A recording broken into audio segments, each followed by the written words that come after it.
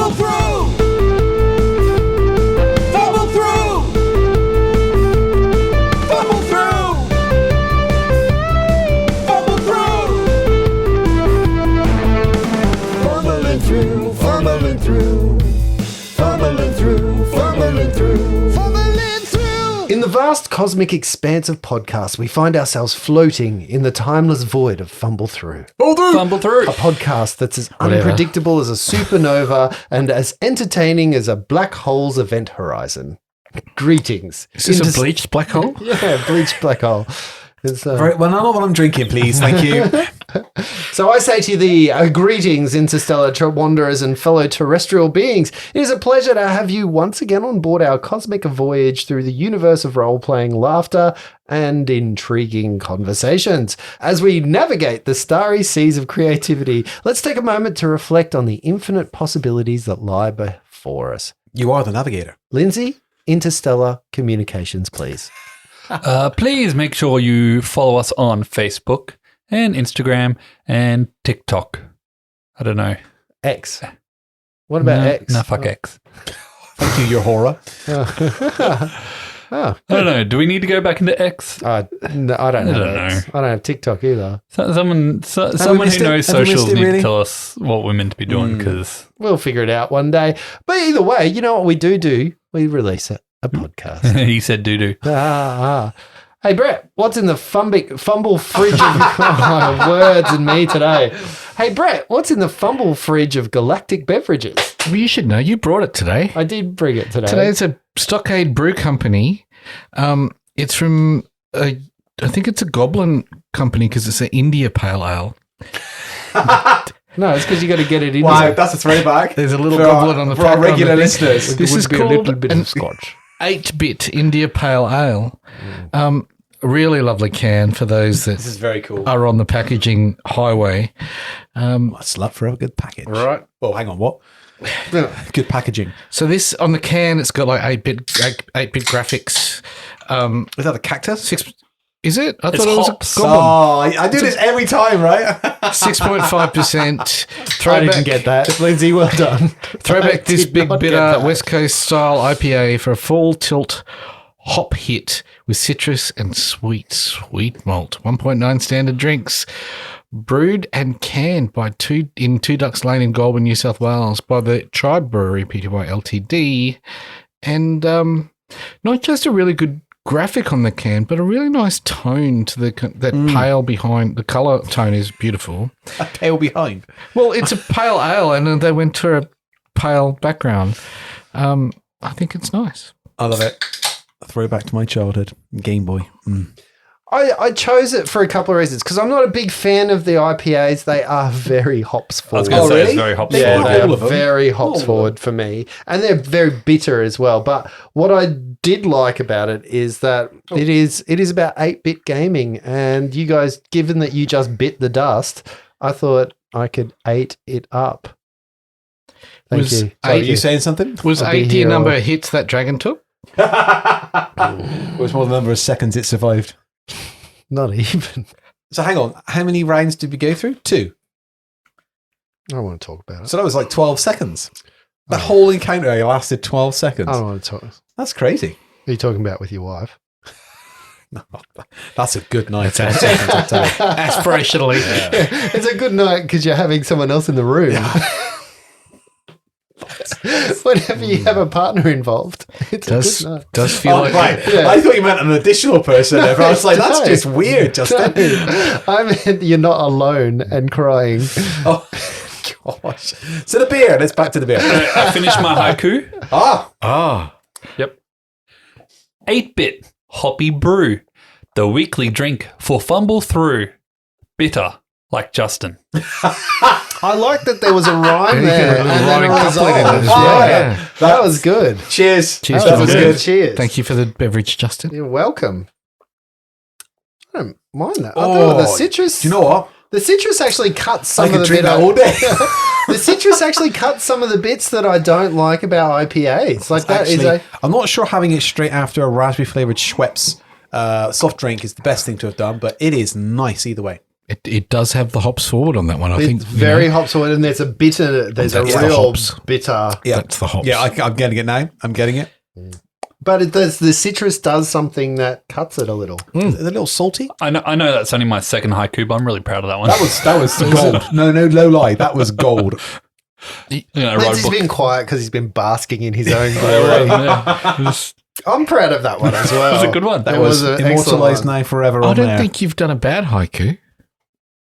But that was a good one. That was a better one. Oh, that's funny. So, for this week's dicey question, let's contemplate the cosmos together. As you may have seen, I've been talking the cosmos at the moment. If you were to embark on a spacefaring adventure, what role or profession would you choose aboard a starship? And what would you name your vessel as it sails through the celestial expanse? This is for two reasons I'm doing this. Number one, I'm playing a lot of Starfield.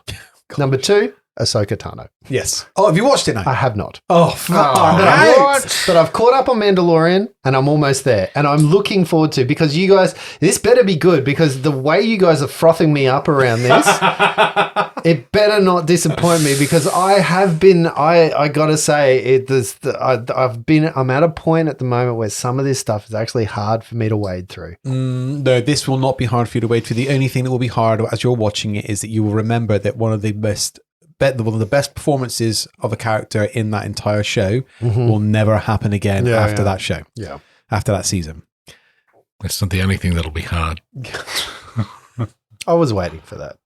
Yes, so was I. I actually thought we were going to. Thought that there was some growth at the table. No, I'll bring That was obviously hard. I'll bring us back to the center. So, Starship, what would you call it? What would your what do you think that you would choose? What kind of role or profession would you be aboard a starship? Interesting. Okay. Starships were meant to fly. Thanks, Nicki Minaj. You might. Oh, God. Well, going off my current profession, I would assume I'd be some sort of, communications officer, or Nice. I don't know, being, cyberspace, cybersecurity. Would security officer translate to space? I don't know. So is your ship I a don't- set I sail don't- I in don't- cyberspace? Maybe. I don't think you'd be able to do as many hard penetrations. Well, no, you for want to actual stop. security. You want to stop the hard penetrations the name of from the the ship. spaceship. The pen test. Just the tip. But no, yeah, I think some form of communications officer would be Only fine. in haiku. Yeah, you're an alien. I'm imagining now you're an alien who only speaks in haiku. Like that race in Star Trek that only speaks in like historical context. Markla from South Park. also Markla, handles Markla. socials. The promotion before you arrive at a planet. The warning would be really in a haiku, trying to warn someone. That's funny. No. Okay, so communications officer, have you got a name for your ship? That's hard, hey, because you don't want it to be. Depends what kind of ship it Yeah, is. is as it gonna- well, are we so, talking yeah. a Well, ship, what kind of ship? In your mind's eye, describe the ship. Let's add that bit. Then. A spaceship, right? Yeah. Yeah. Spaceship. I don't know. It'd be kind of like a smuggling. We've explained this before. I think like a all-rounder kind of like smuggling sort of vessel, like the Firefly, Millennium Falcon, like armored, hidden places. freighter. Yeah, something like that. And What would you call it? Then? The wobbly wheel. Is that yours? No. I thought maybe in space you'd have two legs that would bring it. He's just constantly in orbit. A decaying orbit.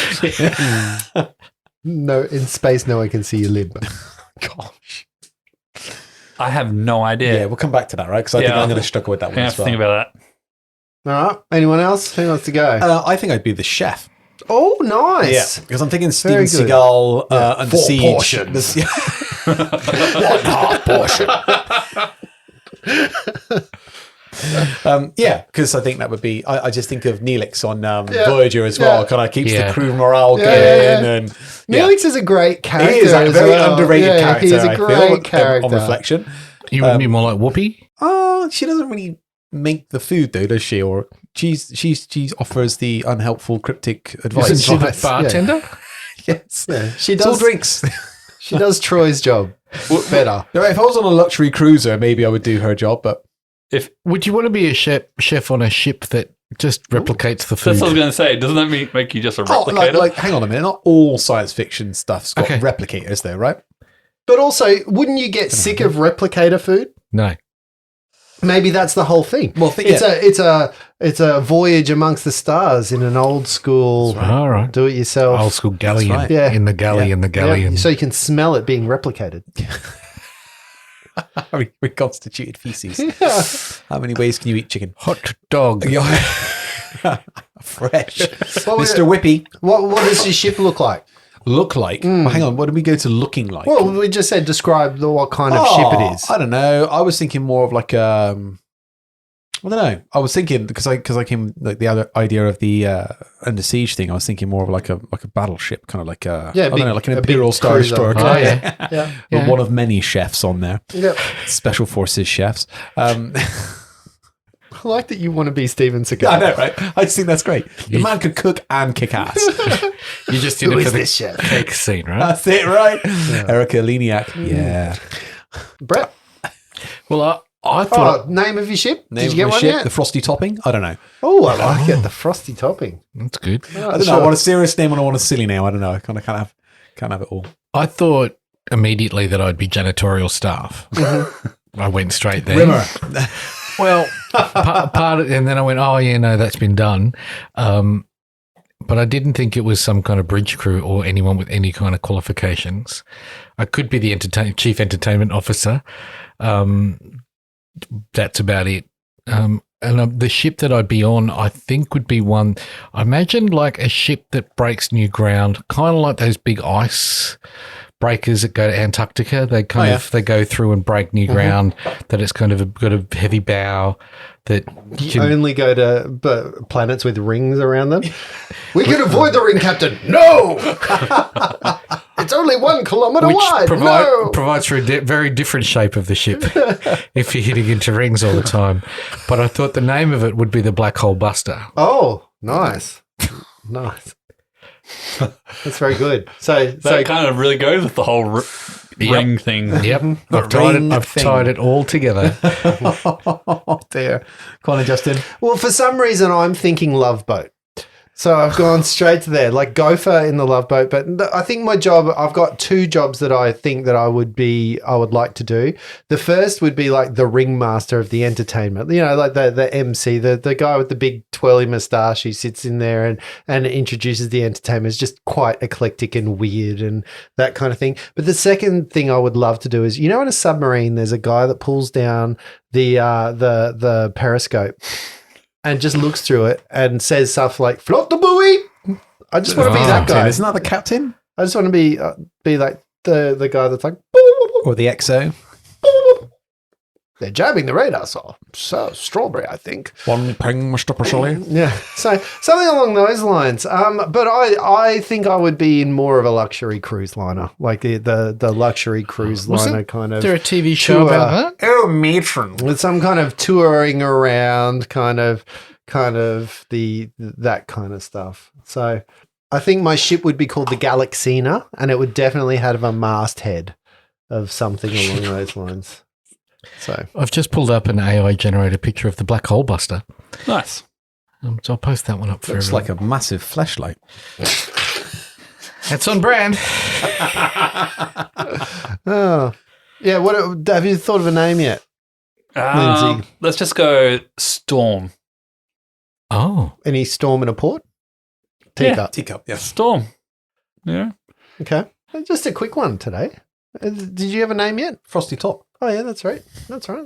All right. Well done. Look at that. We're there. Wow. Like what we do in this game, we finish. We finish things, we finish discussions, and that leads us to It may take a while getting there, but yeah. and that My wife takes never complained. 12 seconds. And that takes us to today's discussion. And today is not about rolling dice. Today is not about anything other than let's reminisce. Let's go back into the Essentials kit. Oh. Let's talk about some of the things that we did. Let's talk about 5th edition. Let's give it the due that it needs and talk about all the things that are going. I thought that tonight we would be talking a little bit about what brought us together. So the first thing is we chose a different rule set. We went with the D&D 5th edition. We've played through the Essentials kit. We've got a storyline. We've got characters. We've got other characters that were around. So, you know, things like that. So I want to talk about notable locations, NPCs, moments that we went through, things that we liked about the game, things we didn't like about the game, things we liked about the system, things we didn't like about the system, things that actually stayed with us, and maybe some unanswered questions or some things that you want to know, maybe from me, what might have been and what might not have been. So, starting with the first one, let's talk about 5th edition. Let's get straight into it. Don't point my way. Well, you were the one that claimed that we had to drink alcohol in order for you to play 5th edition. Now, I have played Pathfinder. I'm going to say I'm a Pathfinder tragic, but I have played many iterations of Dungeons and Dragons. I've been playing role-playing games for a fairly long time, which means I've seen a couple of different role-playing iterations, and I've played different systems outside of the Dungeons and Dragons ecosphere as well. To have a look. So I think it's a very interesting thing always to play a new system. And I want to start with the idea that no system's perfect. I don't think that there is something that will reach everything, but there are obviously goods and bads. So let's start with the good parts. What do we like about 5th edition when we moved over? From a player's perspective, I felt that it was much more flexible and dynamic. In what way? In the way that it, as we'd mentioned maybe before, we didn't get too bogged down with the context of rules in any given action. I don't know whether that was easier or harder for you as a GM to navigate through that, but it certainly seemed a lot more fluid in the flow. So one of the things I find with it, so that's a positive, but as a flip side, I find that harder in a sense because it as it's probably designed to, lended much more space for the role-playing aspect of the game, which, because I felt that I'm probably answering about 6 questions in one go. No, that's all right. My character design, I don't think I gave it the time that I possibly should have done to develop a character that I could have comfortably played within that free space that was available at the table. So do you think part of that was the attitude we had coming, knowing that it was just a bit of it a was going to be super quick? Yes. Super quick. Yeah. We also hadn't put that time and pressure on ourselves as well. I think that is part of that approach as well. There was a lot of no pressure, I felt, walking into it. So that was different from me as well. I didn't feel a sense of pressure or sense of this is longitudinal. It felt like sometimes those little adventures, the Pathfinder Society stuff, the things you don't care about. I wonder if does that play into what you felt around the room for role playing as well, that we gave it the room to role play. What, in the those short games? No, in these games. In this game. We did. And I think, that's certainly a positive thing for the system, I think. It's not to say that space isn't there in Pathfinder. It's just that there are moments where we can get a little bogged down with the mechanics. Well, it's hard not to fucking role play when you have a character called Bilson Moon who comes in and is just a role-playing powerhouse of a character. That I think set the tone for that interaction. But to me, he couldn't have been played in any other. He couldn't have been in Pathfinder. You reckon? Yeah. There was not to be as flexible as he was, it had to be when you think about Pathfinder bards, you've got all your different performance checks, which are based on your different skills in what you do. Whereas 5e, he can be a singer, a dancer, or whatever he wants, and it's one single skill. So it allows him to do whatever he wants without having to specialize into oratory and then not be able to write his book or whatever, kind of thing. Like anything else in Pathfinder, you could flavor text the book, but then, when he tries to actually do his performance skills, he'd have to be the oratory or the, the singing or whatever. So I think he wouldn't have worked in Pathfinder.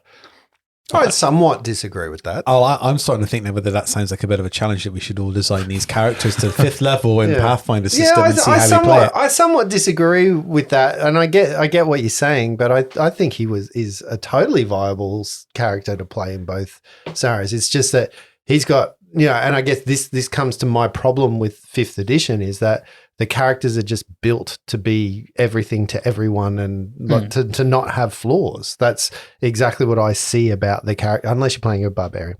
But I do feel like 5th edition is a player's game. It's very GM heavy. I did not like GMing it because there weren't enough rule sets. There weren't enough things for me. Like you guys would ask about knowledge checks, and there's nothing in the book around knowledge checks and what knowledge checks mean and what you can get and what the DC for it is, and all of that kind of stuff. So I felt like a lot of it is unwritten, and it just goes, GM, you figure it out.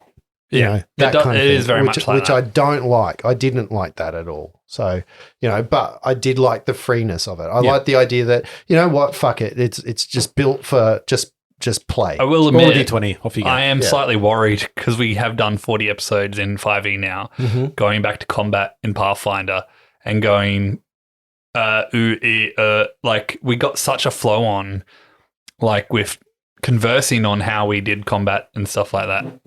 I'm wondering if the rule set change is going to be a bit tricky for getting our flow back into the Pathfinder thing. Or will it lend flow to the Maybe. because we're so used to doing it that way. And I think that's where I struggle a little. I'm trying to be very, very impartial. That's why I've been so quiet. I'm trying to really justify my innate hatred and see if it's real. I think that what I'm getting out of Pathfinder is specificity and the way to role play that specificity. So it's not I just roll an attack. It's I'm trying to trip you, and then you describe how you are trying to trip them. There's specificity in that. And then for a player, I can see how new players find that specificity difficult because they just want to make up the thing that they want to make up, and a hit is a hit, and I'm going to describe that. But I think what I like is the challenge of describing that specificity. And I see, little Reg, you describe that so well when you trip someone and then you kick him on the ground and then you drop all of those things are actually the actions in Pathfinder that lead you to that. I think that's pretty cool to be able to take the specificity and give it depth and shape and meaning, and that adds to your character and your character's backstory. I'm not legitimately, I'm not dissing 5e. I think it's a really good entry system. I think any trained monkey can play it. You don't need to know the rule set. You don't need to know anything. You can pick up a free app. D&D Beyond is magnificent. It is one of the best things about this game. Yep. It really does lead you into it, and you can just with it. And I think you're right. The DM job is heavy, and what I've seen in other 5e games is a lot of the weight of that storytelling sits with the GM. And that the characters slide in their bits for that stuff, that the GM then takes over and describes those bits, or, that's why Matt Mercer maybe is so well regarded, because he gives so much descriptive context for those characters just to find a moment within, that the characters don't have to do that much work. They can just describe their character within the context. I think Pathfinder might be a little more prescriptive in that, so the players have to buy into the context too. So what you mean is, like, say, for using Reg as an example there, because I've built the character with the trip in mind and the vicious stomp and things like that, the descriptive flavor that happens during combat is prescribed in a way because I've had to think about the stages of the build of that character in terms of the feats that I've given them, so that when it comes to combat, I'm like, now I'm going to do this feat. Now I'm going to add this feat on. And as I'm doing it, I'm describing those techniques and things that are happening as it goes. Whereas with 5th edition, because there's no real specificity within what we're actually doing, if you're not clear on how you're going to do it in the moment, you lose that level of descriptive language. Is that what you're saying? Well, either that or you're very, very free in that. And I think for someone new to the game, there's freedom there. So to go, all right, Reg is just going to swing out with an elbow and he hits, and now the guy's on the ground, would be the outcome in 5e, where I think in Pathfinder, you're like, I sweep the leg, he's down on the ground, now I get a free attack and I'm dropping the elbow,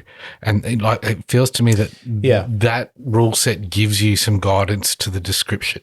I'm more worried about like the whole the flow of the story, as in, okay, I want to do a bull rush, which is an opposed strength roll in 5e versus an opposed a D20 versus a CMD, but cover, and you get an attack of opportunity going in, and then if you have this feat, you get this thing, and blah blah blah. But see, that's the flow that I'm worried about for a podcast. I think that's where I differ a little bit from you, because I like that. I like that. What I don't like about the homogeny of 5th E is that you roll it and it's one thing.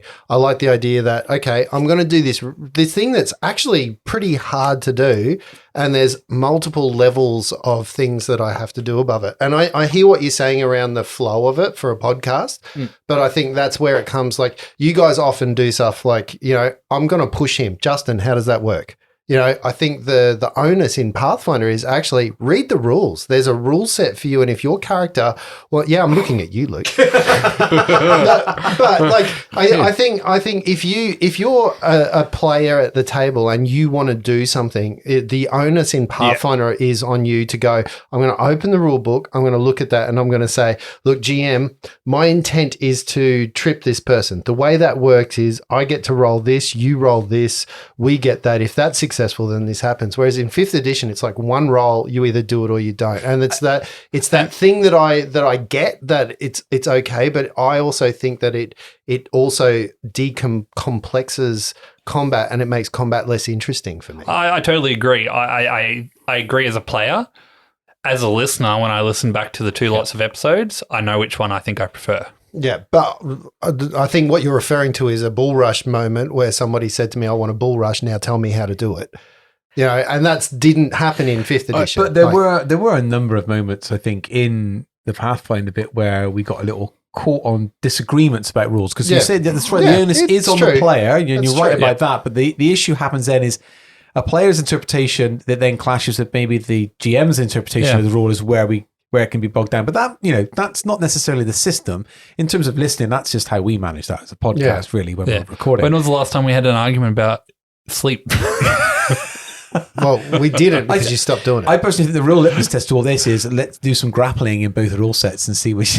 Yeah. The grapple rule is a fucking complicated rule in Pathfinder. It is. I love it. There are parts of it that are overly complicated, but I guess for me the strength of 5th edition is it is like, literally, I haven't read. I own the special edition of the 5th edition books. I haven't cracked them open at all. Not to play this game, didn't have to. Read the little pamphlet that came inside the Essentials kit, knew enough of the rule set that we could get going, had to look up some stuff. Well, it was the full experience, right? The full Essentials kit experience. And it was so easy to get into. What I haven't liked about it, and I'm going to shift into that mode, is playing a long time ago. So where I started with Dungeons and Dragons is that your characters died easy. They were not long-lived characters. You built characters that were perishable, that were facing death, and that ultimately would die. And there is part of 1st edition, 2nd edition that 100% is super hard. Gary Gygax writes, you fall down, you lose, you're dead. Fail the save, you're dead. That kind of thing. What I think has happened over the years is people have gone to the idea that your players are now the central characters of a story, and they need to be unstoppable. And I find that in 5th edition. I find that 5th edition plays like 4th edition did this as well for me, as also that players want to do everything, and they want to do it all well, and they don't want to have flaws in their character, and they want to have one thing that they're good at that covers all, like the bard skill. Like, when was the last time that you went and watched Steven Spielberg do a dance? That dude is not a dancer. He's a film guy, and he makes visual stuff really well, and he can emote stuff. So that's the part that I'm like, taking the complexity out of it also makes it easy, and it plays more like a video game for me. And if I want that idea that my character is unstoppable and always going to be everything to everyone, cast a spell, can heal, can level up, it takes away some of the difficulty for me and some of the perishability of the character. I'm not sure I 100% agree with that, because we did lose a member of the party. We did. Sorry, Lindsay. We didn't really have an effective healer. Uh-huh. So By that I mean, Well, we didn't have We never somebody ever have. pumping out healing. So I mean, if that was true, what you're saying, then the party healer would be pumping out healing, would be able to take a hit. No, I'm not trying to diminish your character, and I'm trying to answer to what you're saying. My character was a sorcerer, was a glass jaw. I went down many times and nearly died. Courtesy of the healing I didn't. So it was there when it counted, but it wasn't still the level of healing that maybe we've experienced, say, in Pathfinder. I could fly. I tried to break that character as best I could by taking an Aarakocra to keep me out of... flying is always going to kick you because I had so few hit points. The thing for the sorcerer I thought that was maybe a little OP was the 1d10 cantrip for days. It just came straight out the blocks. When you put it against the barbarian was ridiculous. Yeah. So I get what you're trying to say in terms of making everybody great at everything, but I'm not sure I agree with that as such. It certainly made it easier for you to perform your task. So your bardic stuff, you absolutely smashed every time. No, I used all my spell slots on healing. I don't know what your blind spot is for about my healing, but you guys have this blind spot about healing. I think the point Luke just made to you before you started talking about healing was you were on point with your performance checks. yeah. But like But you were a bard, right? So, you were a bard, so you did barding fantastically. Yes, you did healing. You're absolutely which I right. had more healing spells that healed more than if I was a cleric. But at the point I'm same trying to level. make, was it really? Yes, I had more healing spells than I could have done if I was a cleric.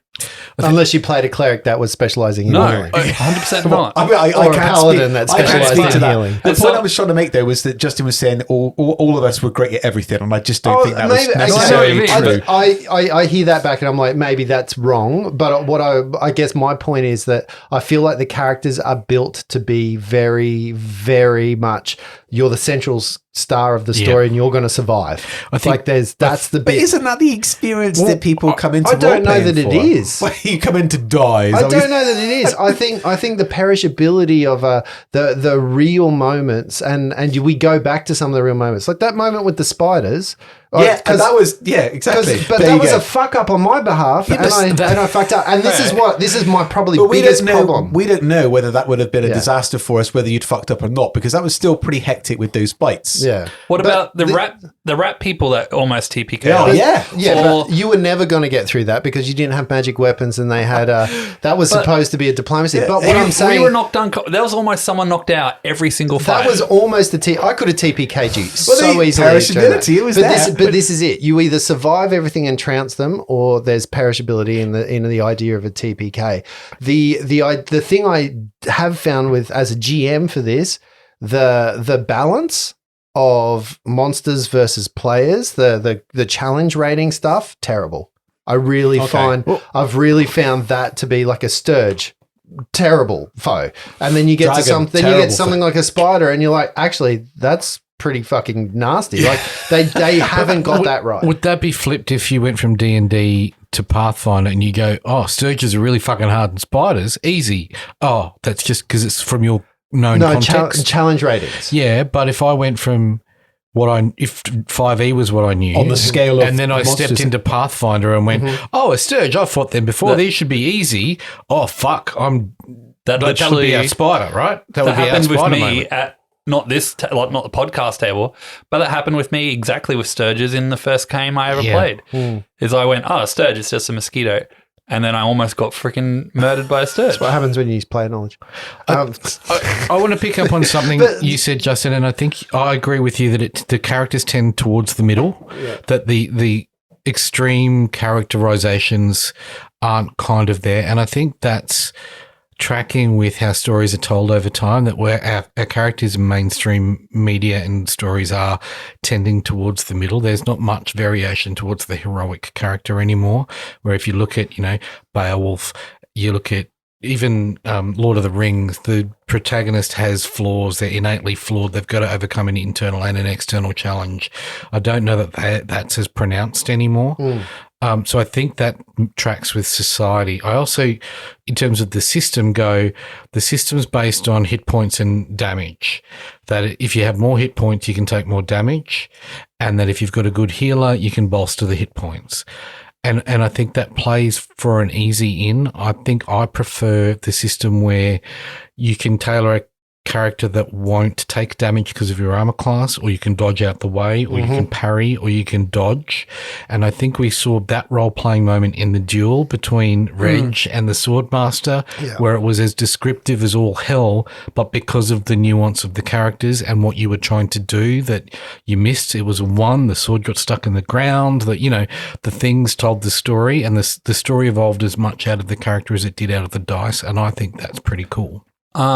I would like to talk about the survivability of characters just while we're on it. I personally think the being knocked unconscious part, the 5E deaths, 3 death saves, Oh, that's savage. are a lot scarier than a Pathfinder I agree one. with that. That is I savage. agree with that. I Having feel been like there several times. yeah, I feel like I was sweating a lot more Yeah.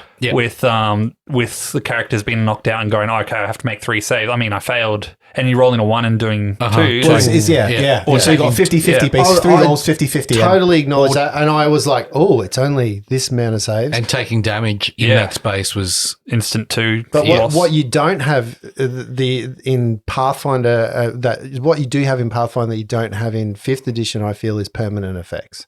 You don't have a drain on your constitution that lasts a period of time. You don't have, like, you know, But you as a go, GM, you go could you- down, you come back up, right? And then you go, okay, now I'm going to heal for 10 minutes, and everybody gets boom, boom, boom. And they're back to fairly good fighting shape. we just didn't encounter them. There is permanent losses like that. That's what restoration is for. Yeah. We just didn't encounter them. But in it's that scenario. not as prevalent. Yeah. You know, I think even the permanent, like, hit points, you sleep, you get Yeah. everything back, even your hit points.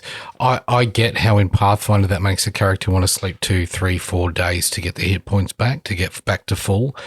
But a good role-playing GM will go, no, you've got to push on, and you've got to push on at half strength, and you've got to, you know, you're going to make that work for you.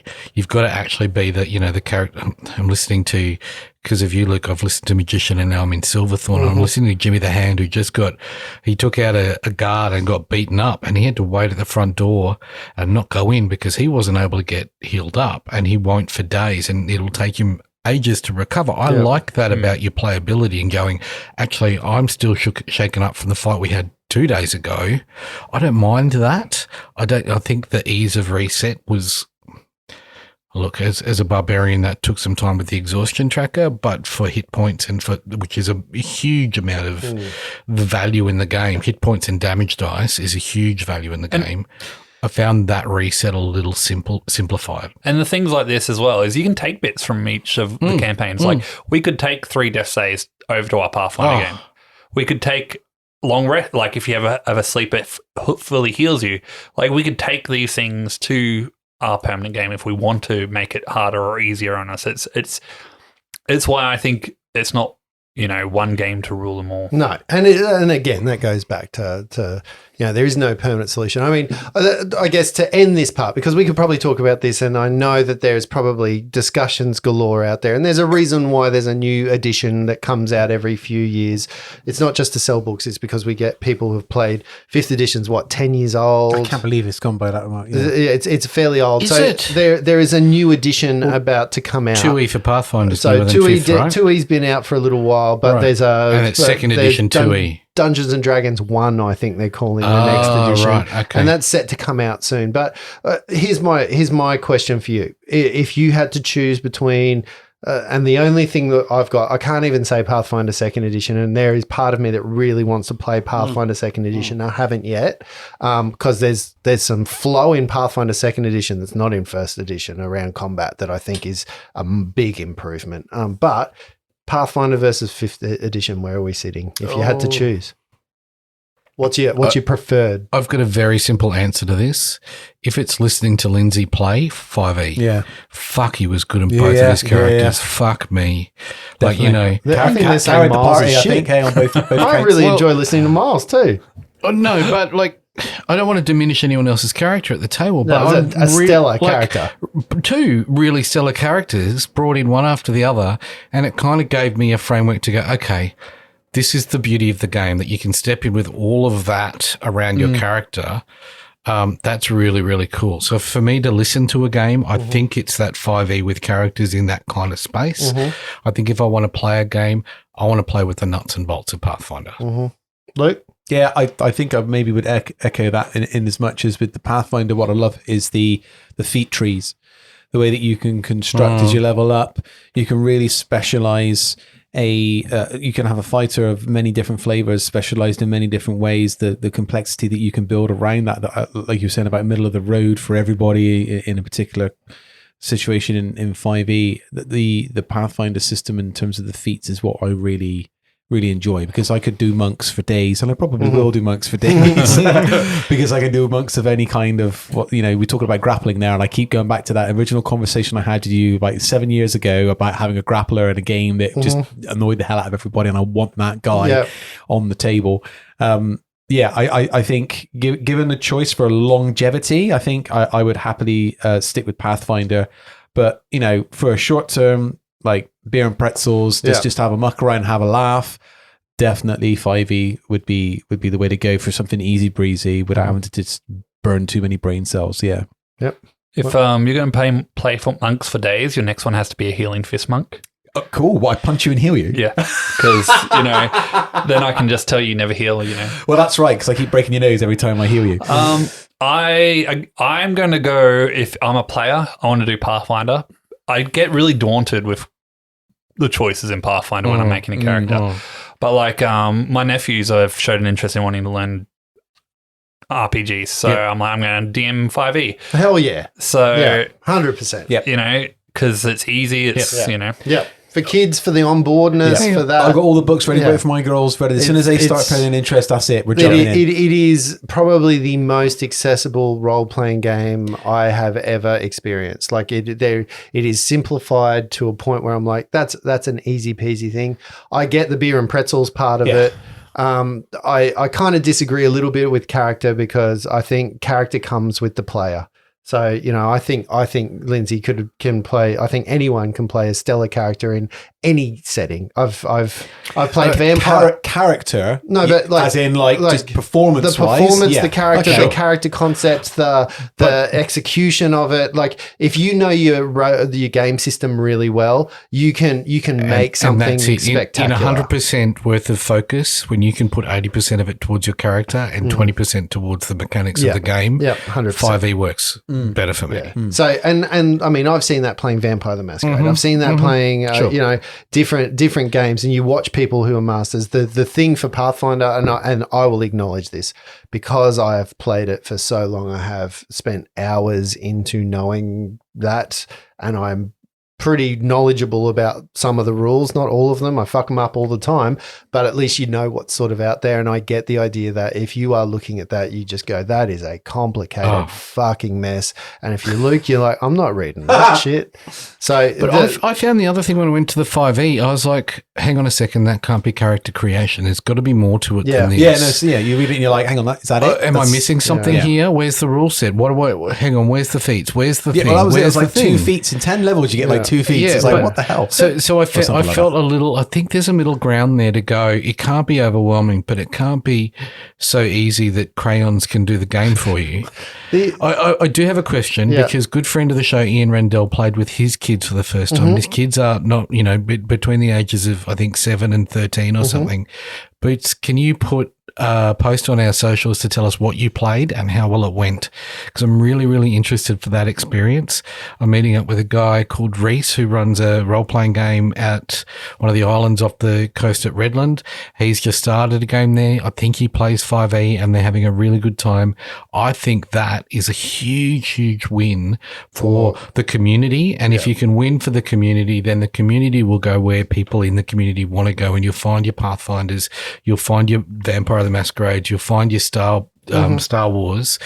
But if you can find that first step in 5e, then I think it's a genius of a game, and it gets people in. If it gets them in, and the more people in, then that's a win. And it's what's made it so popular. Like, it is more popular now than ever. Like, but it's what's made it popular in the zeitgeist. Like, it's not just popular within people who know role-playing games. It's popular because of Stranger Things, and it's popular because of it's accessible now to a broader perspective of people. Can I ask you this? Like, in our personal game, where we've changed to a rule set called Fantasy Basic, which is a free rule set. It's kind of a bit of a rip-off of first and second edition and an amalgamation of those. For me, that has a really easy game system. That's a game system that's a small pamphlet of a rule set. For me, I love the idea of that game because it takes some of the ideas of 5th edition, being very simple character creation, being very simple gameplay, and puts it into a game. But it also, for me, it also has some of the negativities of role playing. The oh shit, do I want to walk in there because I'm going to die kind of moments, and the sense of mortality that you get going. I'm genuinely afraid for my character just to walk in that room, not just I'm going to go in there and smash the fuck out of everything kind of thing. How do you feel about? I don't want to talk about that game. I think there's a. I'm going to answer that by making a different statement. I think. I think the thing that I'm looking for, and I think the thing that is yet to be found, is there was a moment where you could play Street Fighter and you play it on basic mode and you got access to maybe 12 moves. Yeah. And then you go to intermediate mode and you had a whole heap of other moves that you get access to. And then you go to advanced mode and you get the full move list. It might have been a different game, but that's what I'm looking for in this, where you can go, well, here's the reduced rule set. Here's your entry level rule set. But when you get comfortable with that, why don't you expand it out? And here's the bolt on. And when you get comfortable with that, why don't you go to advanced level? And here's the extension of all of that stuff. That there is a concertina effect to the game that's absolutely possible with the rules to go roll a performance check. All right, if you want to go to intermediate, there's 5 performances you can do now. And then you can define it a bit more. And then if you want to go even more, all right, well, let's roll to see how well you pursed your lips. Like, I think there's a level of, so I don't want a gradient. I do. Yeah. And I agree. a way to step into the game that meets your need so that someone at the table can play it beginner and someone else can play it expert, and it doesn't give them any more benefit. It just gives them more nuance. It strikes me right now that we've got some people who listen to this are like, oh, there's no story in this game. Fuck, this is nerdy.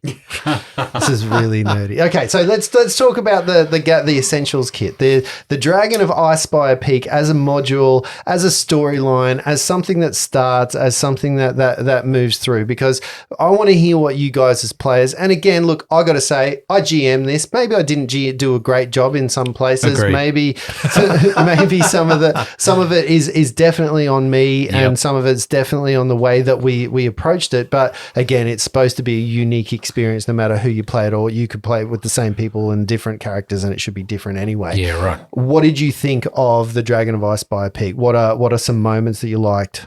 Can I start on this one? Yeah. Go for it. I hated the story and layout of it. I felt like it was one big fuck off fetch quest from World of Warcraft. Like, all it was You are so right. we were going to one guy and he's sister, like, preach. you go over here, get them, and then I'll give you money. And it was just like, But even like, why the fuck do we go to the gnomes? What was the fucking point of that shit? To get some mushrooms and fucking meet a mimic? Bullshit. and none of them came with us.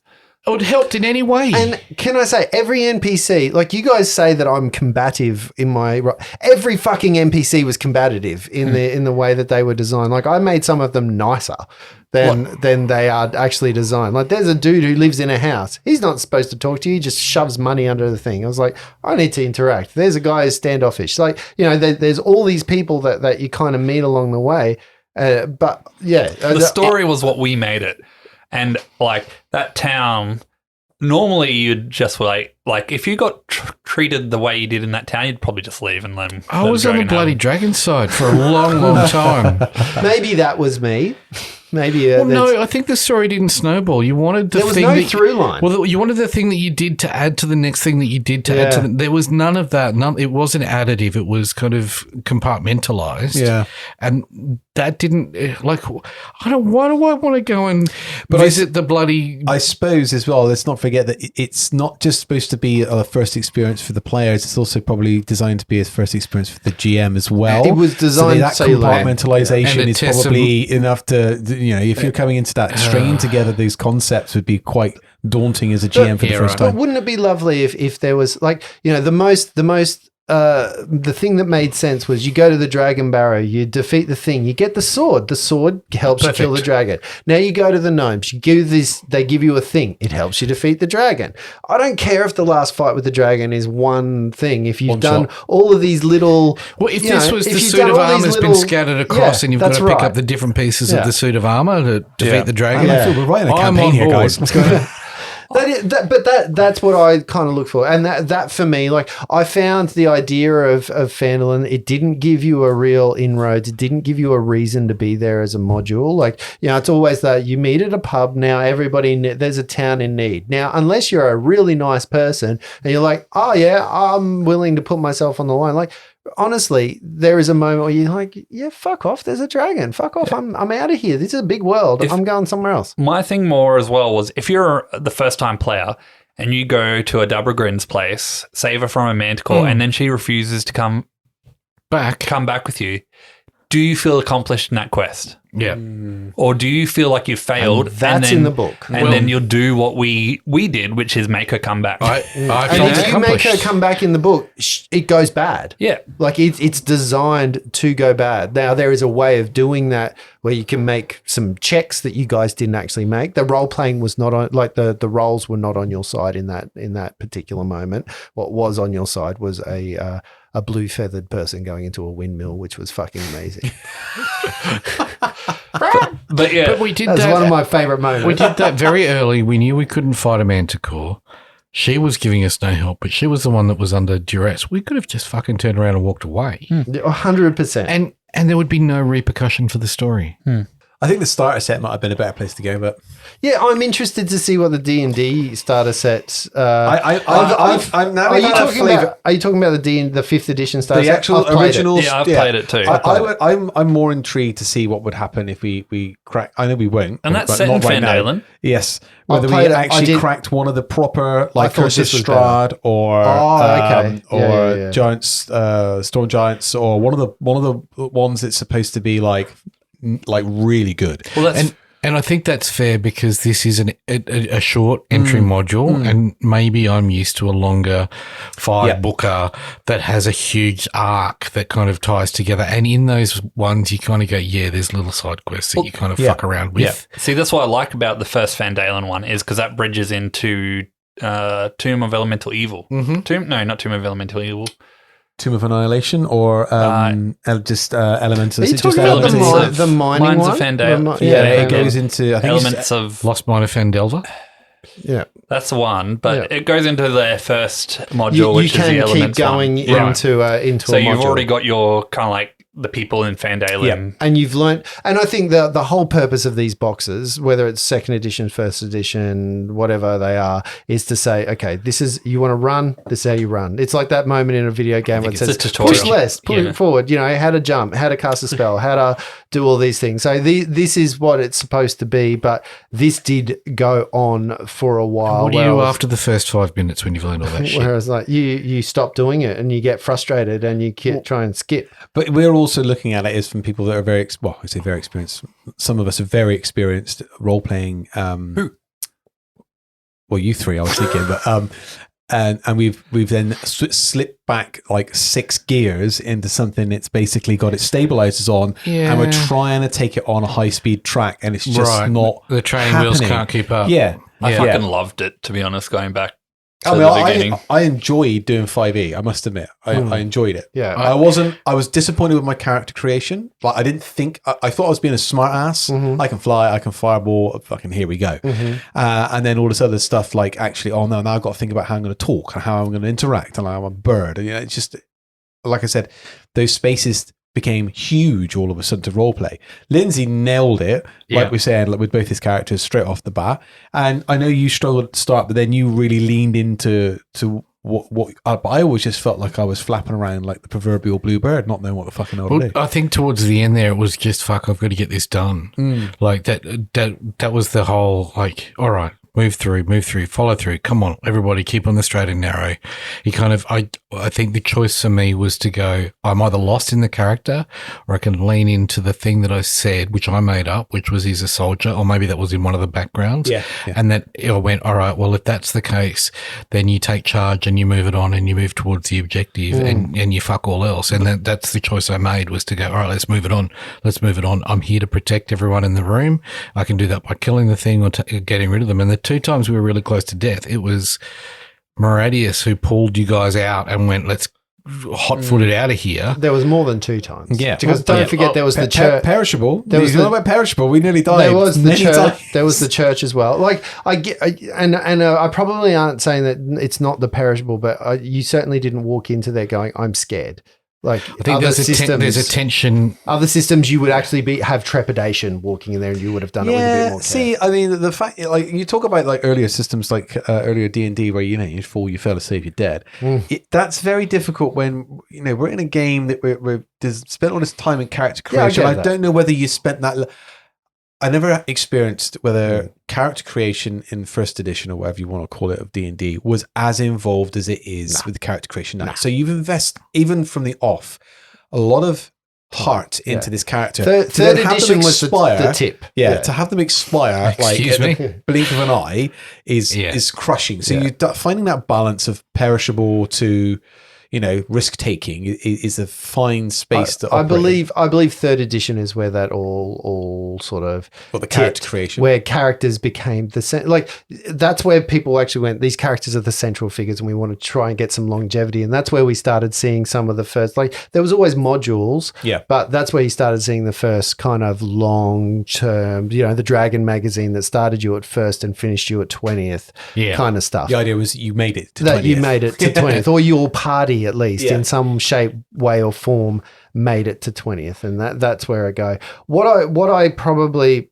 I'm just going back through the actual book, and I want to talk about the quality. Like, I love all the things that came in the box. You get the dice, you get the cards, you get the the GM screen. I thought the pack of this was really good. A slut for packaging. This system absolutely wins. I don't know. The Pathfinder's 2E beginner box. Have you seen that thing? I haven't.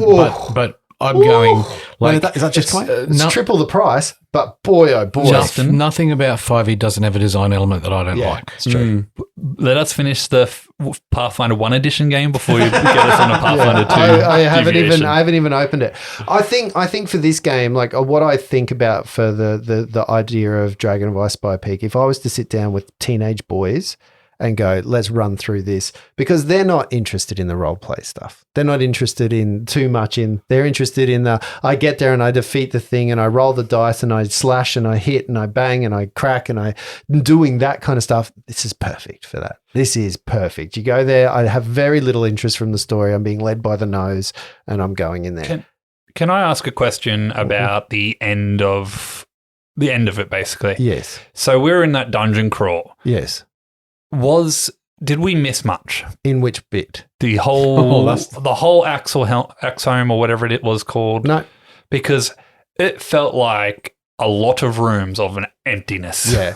And I think that was something that I made a choice. And I know you told me you wanted me to fast forward through it, but the whole idea was at some point you had to come across a wraith.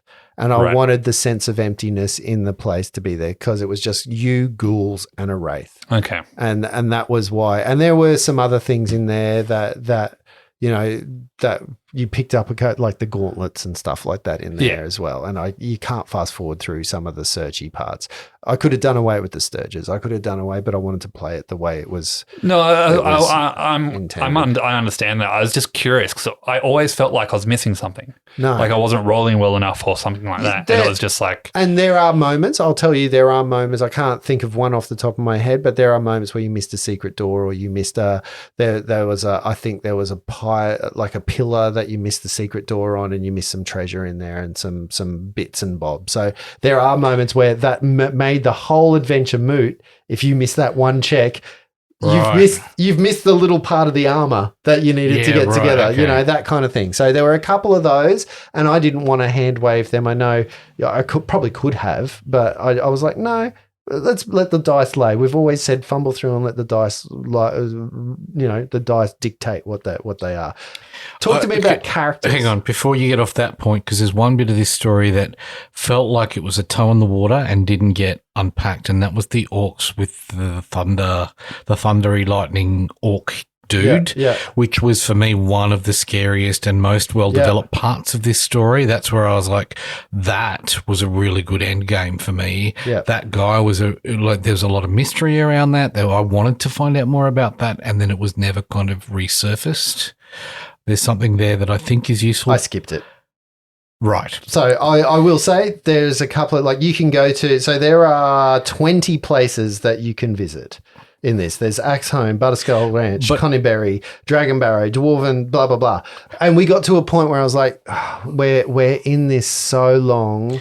And, you know, and what it was a series of boar druids. So, you know, the pumpkins that we went into, the boars that were outside, they were supposed to attack you. Yes, that was supposed to happen while you were at your worst inside after that little fight. I skipped some of that. The boars have a place where you go and you fight them, but there's no other real reason than to give you that story. And that story was not as developed as I would have liked it to have been. Well, I think that's the prequel for the story because there's a trilogy that follows this, which are 3 very short play alone, standalone, but work as a trilogy that I think they drill into that. Yeah. That's the Stormlord's Wrath, the Sleeping Dragon's Wake, and the Divine Contention that I think is that story arc. But I found that to be the bit that I was like, I'm really interested here. I love that. You've got me here. Yeah, this guy's cool. Yeah, that woodland There's a whole heap of stuff in here that I want to explore. How, you know, what is going on here? And then all of a sudden it's like, no, off you go. Yeah. Which parts which were the ones that stick with you as like the things that you liked the most in there? Like if you were like, oh, I really enjoyed that bit, or I liked this, or I liked. I honestly think a lot of it is stuff that you actually brought in as a DM yourself. The first encounter with the dragon. Was that you? That was a random encounter. Yeah. I don't really like that one I know that you much. Oh, Dragon's Barrow. No, I can show you my notes here that says, have the dragon come in. We finished his thing. You said something and I was like, that's it. You've sealed your fate. It was supposed to be a random. I'd forgotten to make you roll about the random stuff, or maybe we did roll and it just happened that it landed on you guys or whatever. But either way, I remember writing and it's still on the notes saying, have the dragon arrive. The initial Tavern Keeper was one of my favorites. I love that Tavern Keeper. That's the only reason JR was fighting to stop the dragon. He was the nicest person in the whole village. Yeah. He was. The mayor was a dipshit. And then the other bit, which was right at the very end, was when you tied it all together with I can't remember his name. With the Wizard's Tower and the Azeroth. Yeah. That was a nice touch. That was beautiful. Yeah. So, what? Any other bits for you, Lee? What are you thinking? Oh, sorry. Yeah, go on. I liked the barrow as well. I liked that crawl through the barrow. There was intent there. I knew I needed to get to the sword. I loved that kind of the idea that we were in the skeleton of a dragon, even if it was a manufactured one. I like the idea that there were creatures down here guarding and that there could be undead down here. That you know, all of that history kind of made sense. That bit was written really well for me. I like that. And it was the most sensible for the story we were in. It was purposeful. Yeah. I think I probably enjoyed the spiders. Really? Yeah, no, because I was cocky. I was so cocky at that point. I thought, I've got this. Spiders, swarms, fire, I'm all good. Yeah. And it went so bad. Do you know how bad I felt when I walked out? I think we finished recording and I was kind of putting all my stuff away and I was looking at my notes and then I was like, oh, 3 spiders plus 1 per player, not 3 spiders per player. Oh, fuck. And it was rough. That was a kick in the complacency battle. Was what it was. I was like, that was a rough battle. But the spiders also were pretty formidable. Like, they're formidable foes. I don't mind that in terms of story moments, though. I thought that was a really good story moment. I thought, it really reset the rest of that kind of crawl for us, I think. And then you come across undead dwarves and a wraith and sturges and I kind of was like, all right, let's be on our guard here. And that's where I think I started going, check for traps on the door, then open the door. And that story, every single one. That is actually the story of Axe Home is actually quite beautiful. Like in the fact that it was an elven ambassador who went into a dwarven stronghold. Something happened between the two nations, so they held her captive to ransom her off, and like took away all of her stuff. She turned into a wraith and basically killed everyone in there and turned all the dwarves into the ghouls. Yeah. And that's why she roamed the hall saying, this is where I live now. it's so hard when you have a story like that with trying to unpack that get background. like with them, and in like the Dragons thing that was a band of mercenaries who took over this castle who ran out of food in a siege and basically killed themselves. Like they drank poisoned wine. Is that where the white banners came from? The dragon banners came from? No, I kind of made them up. Yeah. Well, that was an interesting bit that I wanted to get to the bottom of. Yeah, I kind of made them up. Right. But that was like, to get those bits of story across is some of the depth that as a GM you read it and there's like pages of this stuff sometimes and you're like, how do I get that across when all you're seeing is a player's walking in and there's ghouls and a wraith? Like, how do you actually get that the Castellane was the one who imprisoned her and he's the one who had the ring? And that's why he's hiding behind, because he still suffers from some shame about what he's doing. And, you want to put this character depth in there and this storyline. And I find sometimes that can be quite hard and daunting as a GM. It's hard when you got all that nuance, but the end point is so binary that go it's kill. Hit, smash, die. Going off that, things we missed, like that we didn't do. There was one thing I really wanted to do at the end with Flunt. And then this, from here, we can go if anything we missed from the game. I had this one spell which was called Divine Intervention, which I was saving, which I could use two different ways. One, I could use it to add a 5 to a charisma throw, and I'm like, fuck, screw that. That seems really boring for a god. Charisma isn't a strong suit anyway. Yeah. Yeah. And the other one was if someone within 10 feet of me gets attacked, I can use my reaction to turn they have to make a wisdom saving throw. So the dragon would have to make a wisdom saving throw, which would have passed knowing being a dragon. Or they take the same damage they did to that person as radiant damage. Wow. So I had this whole thing where like Flunt was going to call down Grundanar to bring aid from his friends. And it was going to his smoke was going to take the form of a giant J.R. Lockwood. Yeah, cool. Who was then just going to smack him with his book. and that wouldn't have worked when the dragon breathed on us? No, it had to be melee. Right. Okay. And he didn't even get one off. Yeah. That was the one thing I was waiting for. Tail, claw, bite. Then I didn't use the necklace of fireballs of 32 I D6. thought the first thing that was going to happen was, if that was me, that would be like the entire necklace just end the game. Use it or lose it because it's the last hurrah. I wanted to get in that 5-foot range so I could use the reaction if it came to it just for that one moment, because I thought that would have been a beautiful kind of like wrap up of bringing JR back in to fight the dragon. I think at that point, Maradius didn't even think about you guys. He was just, it's me and the dragon. Yeah. And that's all that, like he was singularly boy, that was focused. a beautiful It pretty moment. much was there, right? Boy, did he do 70 points of damage. Only because Jesus. of that sword doing 3d6. I think And if a it was crit. well, sure, but that was a good volley. That was an opening volley for the ages. yeah, but the sword significantly made that worthwhile. It would have taken 3 or 4 rounds and been a lot more dicey if it wasn't that sword. All right, notable characters. Let's go out of these. Like maybe notable people that you interacted with or / adventured with, or things that you were like, oh. The rat leader, king. What? That wasn't in this game. That was? Yeah, the were-rats. Oh, the were-rats. The were-rats, that was so long ago. Again, sorry, I got to go back here because I almost scrubbed that from my mind. That is wonderful, but there is no way that you can even, if you go there at 6th level, you got a chance. You go there at 3rd level, which I think you were, you're dead. Like there is no, you go in there and you piss them off. Like they have all the power in that. And this is the point that you missed. There are dwarves held up in the back of that complex.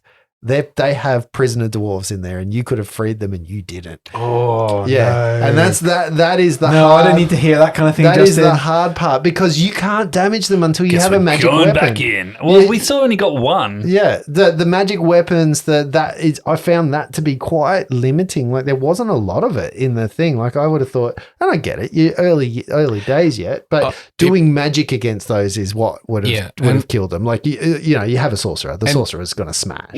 Why would not everyone have magic in this game? Would be the other thing, right? Well, having it's a game bar- for casters. having a barbarian early levels. Surely take a level of sorcerer, one level, and that's all you need. Cantrip, D10 every time. It is a pretty Or Warlock. It is a pretty popular conversation out there Right. around this system. Around the melee characters are really second rate. A lot of them have been Right. are not as good as the kind of that. Well, you got to overcome that with the items, then, right? That's the way to overcome a melee character's deficiency when you can't pump it with feats or other things. Is items, and I think you did that. You know, I looked at Meridius, who hated magic, and he had a lot of fucking items on his body. Well, he had all of them. I think at the end of it, I don't think you didn't have one of the. You had the hat, you had the gauntlets, you had the sword, you had the shield, you I had the rod, I had the clockwork amulet, I had the he had a whole heap of non-magical stuff. So okay, so the characters, Ophelia. Do you remember her? Yes. I really enjoyed playing Ophelia, actually. I thought she was a fun character to play. I really enjoyed editing Ophelia. Falcon. Falcon was like, I think the voice was hard. The voice was a real. I was like, it was a I've choice. committed too hard. Yeah. This is too like. It came from me not. I was trying. Okay, This is not going to sound good. I was trying to make him like a Navajo Indian kind of voice, but I'm not good at that, so I had to slow it right down to get the nuance of it, which I didn't get anyway. And I'm like, I should have just kept it at normal speed and fucked it up. Like, just been bad at it. I think like Falcon was fine, and I get that context. I think Pell, there was an interesting story in Pell where Pell wanted to join us. I think that moment of Pell on the road, that stuck with me. Yeah. I think there was something around Pell and what the older dude. Pell. Was that the little boy. No, the kid. little boy that lived with Falcon. So Falcon had the old footman and the young stable hand. And that was. And I think if you take Falcon, you needed Falcon in that place, but those two were the interesting characters for me to go, what are they doing? How are they going to get through this? The orcs are coming. They're not Falcon's power. Pell wants to prove it. Like, there's something in that to go for a group of heroes. There was someone that you could be heroic for and with. And there was supposed to be an orc raid on Falcon's place. Again, something I sort of went because I was like, we're running out of time. Yeah. I need to do that. So it either happens when you're not there, which it would have happened the way that we played the story. Yeah. And that would have been a moment like, as a GM, I would have chosen to kill Pell, or, I would have probably offed him to give you guys some skin in the game at that point. Like, as a GM, that's where you're like, oh, fuck that. Those orcs are going to go down. But then that also made the story of the orcs more central to the to the and I guess we already had that. Well, I had that because JR went down. Yeah. I'm going to tell you what the character I loved the most is actually the mayor inside behind the door.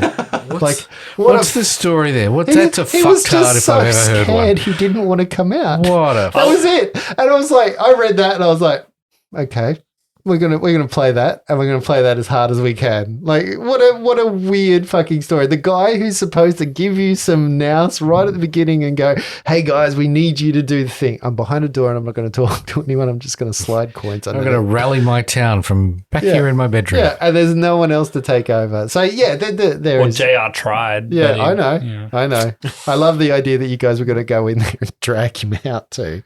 That was pretty nice. So anyway, look, we've been talking about this for a very long time. The next steps for us guys, is to get back to our other game. And I have gone back because it has been we are in a bind. So long. And because we've recorded it, I can go back to my notes and there's still some things like I'm struggling to find some of my notes because it's been so long, but going back and listening to it, I have genuinely gone, oh, we did leave that. Left it in a very bad place. In a precarious place. So it could be, how we talked about the dragon being a one and done? We could be finishing that game very quickly. I mean, this will prove, though, because I think part of the reason we did it is we were too afraid to go back to that after the break we had with Vivian and stuff. Something that goes down. But, this kind of really proves, there's been quite a few things in our games where I've had people message me going, do you fudge your rolls? We really don't. We are the dice gods, bitch. So, and when I roll well, I'm actually I get on heat streaks, and then I go on very cold streaks. But it's It's a very interesting place. So next time we get together, what I want to do is I want to do a bit of a recap. I want to talk about that Okay. because I think our listeners Yeah. probably need to. I need to go I back don't a expect bit people as to go well. back and re-listen to the episodes. Let's do that for them. Let's come back. Let's remind them of who we are. Let's talk about Flopsy, Jardy, Tia, Reg, Who's Jardy? Jardy's Flopsy's Flopsy real Jardy. name. Right. Spinder Strike is his real name. His moniker is Flopsy. Flopsy because of the tail. Yeah. Yep. So, and then we've got TR, we've got, Reg, there's some nuance in that game that we probably have to remind ourselves of. Yeah. So there's a whole heap of things. And we're in the middle of games that have gone wrong and the menagerie gone wild. Yeah, so we got to talk about that and what the we're context doing of in that as there. well. Yeah. You don't even need to read a rule book, Luke, because you're knocked out. I think, that's it. I'm It's, probably going to be one and done. Oh, and there is a Yeti standing above people. I thought I was and- being dragged and somebody's holding on to me. And If only No, there you- was a record of it that we could go back and double check. I don't listen to my It's look, it's dire, but it's also not because I think T is okay. I think I've got a backup character anyway. yeah, I think T is doing. Tia's pretty holding well. a cockatrice, right? Yeah, you went. Yes, Just a what? 3 cockatrices. Cockatrice? Greedy girl. the most dangerous of all the Clever combatants here. So, yeah, but yes, so we'll go back to the convocation. Yep. Okay. All right. Yeah, but anyway, look, can I say I enjoyed the whole experience of 5th edition. It really was, was apart fun. from a couple of moments, it was probably the longest I've spent in 5th edition. So maybe I'll change because I don't intend on not playing it again. But I what it does is make me really keen to try some other. Like I'm keen to try Pathfinder 2 because of the fact that we've diverged away think- from something that's very comfortable for me. I think you're right. I think I'm the same. And I wouldn't mind going back to 5e. I think I've found a way to play it by looking at my friends around the table that would help me step into the game again. And also don't play a Berserk Barbarian next time. Well, You need something beyond what just D&D Beyond Yeah, will give you. yeah. Every other Barbarian is perfect. But there is that element. So while D&D Beyond is great, there is a moment of pay to play with that. Yeah. Like what I haven't liked, and I'm just going to say this: Wizards of the Coast. When we buy a book, give us a code and let it be in D&D Beyond. I shouldn't have to buy a resource and have a digital resource. Like it's not okay for me in a world where I'm paying good money for a resource and then having to pay that same resource digitally, yeah. again. Like you increase the price if you have to, but give it to us both. Give both of those things to Amen. us. It's probably the biggest Because the books are detriment. reasonably priced. They're like what, 60 50. They're around the dollars Australian. $50. And Yeah. I've started accruing. There's still a few that I want to get. I'm interested in the Dragonlance. Like I love the Dragonlance one. I'd love to play, like, and that's what I was about to go. Yeah. I don't, like, Spelljammer. I've seen the system. I understand the system. I get how to play the system now. I think I would be a bit more frivolous about my way into the system, but I'd love to use the system to see how Dragonlance plays in this. Yeah. I think I've got a very soft spot in my heart for Dragonlance. As one of my early kind of TSR experiences and fantasy experiences. So I'd love to see how that plays. I just don't know that I could do it as it's the thing that scratches the itch week in, week out. Yeah. It's probably the moment you drop in for a weekend away or something and do that. Like that's perfect. 40 episodes is probably too long. 20, I think, would have been fine. Yeah. I don't know how we would have had to cut down the roll. Like if we actually went nuts and bolts, I don't want to get into that part. But yes, doing all of those things, I think, going into some of the flesh and all that kind of stuff of 5th edition is really good. Lindsay, can I ask you this? You play probably more 5th edition. What I have heard, and this is something I can't prove or I don't know, is that the later books, the more that they've added to them, they've created some pretty broken builds that, like, if you've got this book and you're doing this archetype and you're playing this character, like they've gone, that barbarian doesn't work, but we'll make this one. And then everyone's like, oh, yeah. Yeah, that's. I mean, you don't even need to look at There's a later balance builds. issue. Druids are fucking broken. Well, I played a druid in my first game Yes. in this system with Lindsay, and it was you made the whole game up. I had a fucking ball at that table because I had no idea what the system was doing. I was just playing a character that could, I had a great time at that table because I had no context for the game. yeah. Yeah. Druids with wild shape are just broken. Yeah. They just they get whatever hit points of the shape they're into, Then when they lose those hit points, they revert back to their normal form. No damage carries over. As broken as the grapple rules in Pathfinder. And then they just wild shape again. So on that note, look, we hope you've enjoyed our little adventure into the Ice Spire Peak. It has been an essential journey. You all come back now, you hear? For you.